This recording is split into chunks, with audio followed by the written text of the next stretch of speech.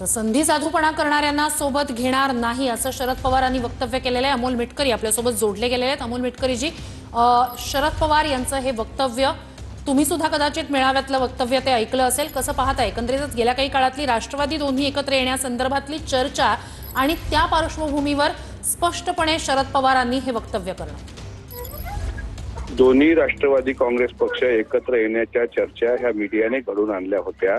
तशा पद्धतीच्या कुठलेही प्रस्ताव आमच्या पक्षाकडे किंवा आम्ही त्यांच्या पक्षाकडे दिल्याचे कुठलेही प्रस्ताव नसल्याचे हे अधिकृत प्रांताध्यक्ष तटकरे साहेबांनी सांगितले होते। आत्ताचं जे पवार साहेबांचं वक्तव्य आहे ते मी आपल्या चॅनलवर ऐकतोय, ते कुठल्या मेळाव्यातलं आहे काय आहे मला तरी माहित नाही।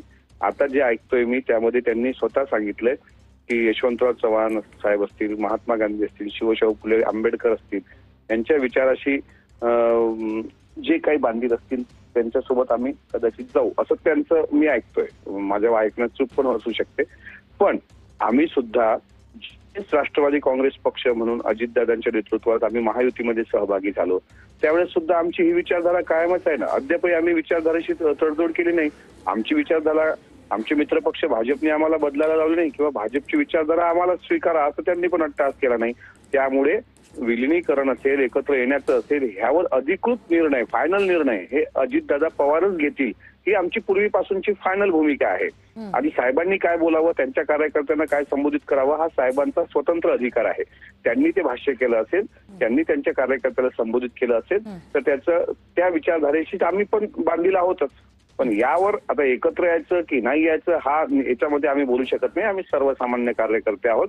पवार साहेबांच्या विचाराचा आदर ठेवूनच त्यांच्या वक्तव्याला त्यांच्या कार्यकर्त्यांनी किंवा आम्ही पण त्यांच्या वक्तव्याचा आदरच ठेवतो, पण आपापली भूमिका स्वतंत्रपणे मांडण्याचा अधिकार प्रत्येकाला लोकशाहीमध्ये आहे। सत्तेसाठी जर भाजपसोबत जाण्याची भूमिका कोणी मांडत असेल तर हा काँग्रेसचा विचार असू शकत नाही। संधी साधूपणा करणाऱ्यांना सोबत घेणार नाही असं स्पष्ट केलंय शरद पवारांनी। सत्तेत भाजपसोबत जाण्यासाठी म्हणजे सत्तेसाठी म्हणून भाजपसोबत जाण्याबद्दल असं थेट वक्तव्य आहे त्यांचं।